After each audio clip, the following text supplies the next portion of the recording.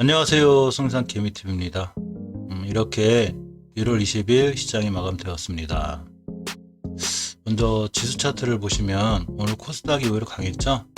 자, 어제 일봉에서 이 황금일선에 바짝 붙여놨어요. 그래서 맞고 떨어지면 어떠나 했더니 오히려 5일선도 돌파, 오늘 10일선까지 돌파해주고 이렇게 변곡점이 있어요. 일반 종목에만 변곡점이 있는 게 아니고 지수에도 변곡점이라는 게 존재하는데 이 전고점 가기 전이 변곡점이죠. 이렇게가 있습니다.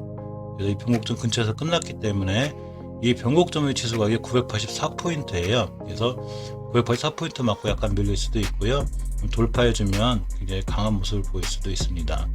주봉에서 중기 추세 하락이 확정되는 5주선을 이틀 했는데 오늘 이번 주에 10주선을 딛고 5주선까지 회복을 해주었기 때문에 일단은 조금은 긍정적인 모습이고요.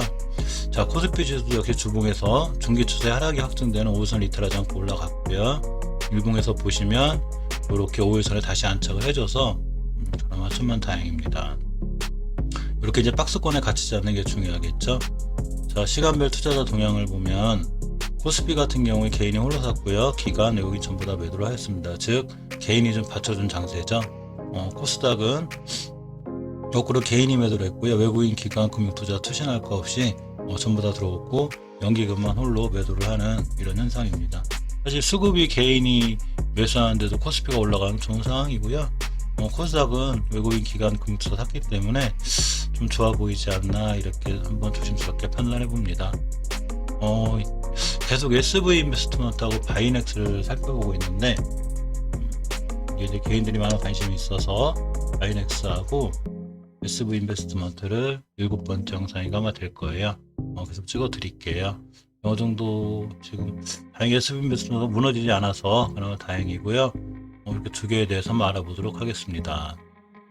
영상 시청에 앞서 구독과 좋아요, 알림 설정 꼭 부탁드리고요. 저희들 멤버십에 가입하시면 단계가 4단계가 있어요.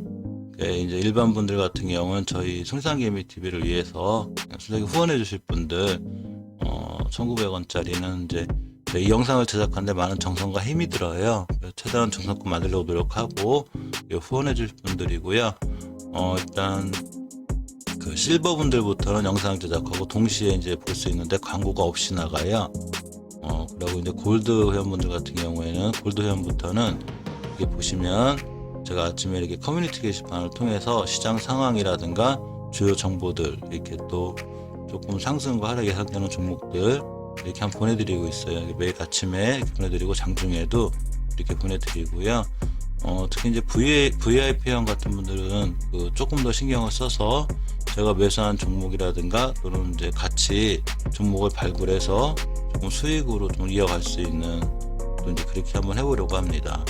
물론 그렇다고 항상 수익이 나는 건 아니에요. 맨날 수익이 난다면 엄청나게 잘한 신이 되겠죠. 그렇진 않지만 최대한 시장에서 살아남고 또 좋은 수익을 거둘 수 있도록 이렇게 같이 노력하는 시간을 갖는 게 이제 VIP 회원이니까 이렇게 4단계에 대해서 많은 관심 바랄게요. 먼저 바이넥스를 보면 오늘 좀 괜찮았죠?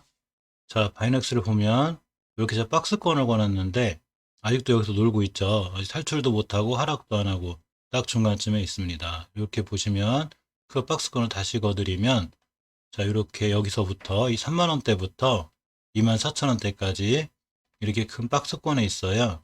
자, 이 박스권을 탈출해야 되는데 조금 긍정적인 모습은 이렇게 거래량이 점점 터지죠. 이렇게 거래량이 조금씩 들어오고 있습니다. 자, 그러면서 오늘 끝난 자리에 주목할 필요가 있는데 그 3일간 떨어지면서 이렇게 21선을 잘 지키고 있었어요.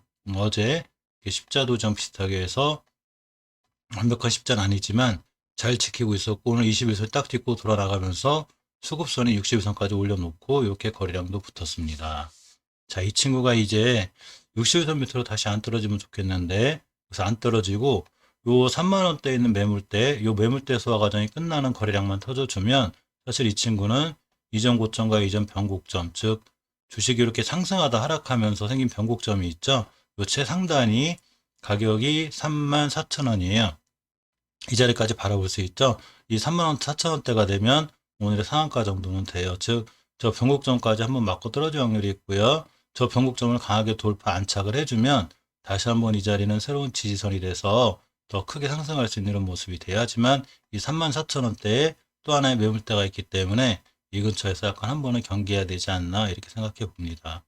자, 월봉을 보시면 중기 추세, 즉 장기 추세 하락이 확정이 되는 이렇게 10개월선을 이탈을 안 하고 있어요. 10월 달에 이렇게 5개월선을 이탈하면서 좀 위험했는데 11월 달에 지켜졌고 역시 12월 달에도 지켜졌고 이번 달에도 지켜졌는데 이 가격이 바로 일봉에서 보면 24,000원이에요. 자, 오늘이 수요일이죠. 이 거래일 남았는데 주봉에 주목할 필요가 있어요. 사실 중기 추세 하락은 주봉에서 보는데 이 황금주선을 이탈하면서 사실은 살짝 불안했다가 저번 주에 이렇게 황금주선 돌파를 못해서 좀 실망했었어요. 하지만 오주선이 이쁘게 올려놨고 이번 주에 이렇게 황금주선 돌파, 즉 이격이 모인 상태, 이렇게 깔끔하게 이격이 모인 상태에서 방향을 우로 틀었을 때는 조금 강력한 이 파워가 실리기도 해요. 이렇게. 근데 여기서 만약에 하락으로 꺾으면 거꾸로 큰 하락이 이어지는데 이 바이넥스 같은 경우는 이격을 모아놓고 지금 상승하려는 추세가 강하죠. 이 확증은 일봉에서 이렇게 거래량이 슬슬 늘면서 이렇게 추세가 우상향, 드디어 이 황금일선도 우로 약간 이제 틀고 있고 5일선이 이렇게 장기 이평선 60일선 이 자리까지도 뚫으려고 하기 때문에 이런 모습이 상당히 긍정적으로 보입니다. 사실 CMO 관련 업체죠. 죄송합니다. 의약품 위탁 생산 관련 업체인데 지금 녹십자라든가 셀트리온 이런 데랑 이제 가능성이 있죠. 녹십자는 실적으로 업무 해박을 했고요. 전국 셀트리온도 실사가 나왔기 때문에 어차피 백신은 들어와야 되고 그 백신을 항공장에서 다 할 수 없기 때문에 그러한 그 모멘텀으로 인해서 이 셀트리온의 이런 강한 모습이 예상이 되죠. 단지 주식은 그런 뉴스보다는 수급에 기인하기 때문에 이렇게 매물대를 자꾸 맞고 떨어지는 거예요. 그래서 이 매물대의 소화 과정이 끝나면 향후 좋은 모습이 보이지 않을까 이렇게 조심스럽게 생각해 봅니다. 다음은 SV 인베스트먼트를 볼게요. 파워풀하게 좀 힘을 내줬으면 좋겠는데, 사실 저는 이 주식을 예전에 매수했다 매도를 다 했는데, 영상을 꾸준히 찍어드리는 이유가 이 SV 인베스트먼트를 관심 있게 보시는 분들이 많고, 또 걱정하시는 분들 많아서 이게 영상을 쭉 계속 찍어드리고 있어요. 혹시나 다른 궁금한 종목 있으면 알려주시면, 그 종목에서 알려드릴게요. 올라간다, 떨어진다를 말씀드리는 건 아니에요. 주식이 올라갈 줄 안다면 미리 알 수 있다면 얼마나 좋겠습니까만은, 절대 그럴 순 없고 단지 현 위치를 놓고 이제 대응법에 관해서 얘기하는 거죠. 올라갈 수 있는지 없는지. 자, 그런 걸 보는 건데 이 SV 인베스트먼트는 월봉에서 5개월을 처음에 깼을 때 5개월선 첫 번째 경계 상황이 돼요. 왜냐하면 중기 추세 하락은 5개월선을 보기 때문에 5개월선 깼을 때가 위험했고요. 이 주봉에서 첫 번째 호선을 깼을 때 경계 상황이었는데 5선을 깨다 보니까 이 10조선하고 이격의 거리가 있죠.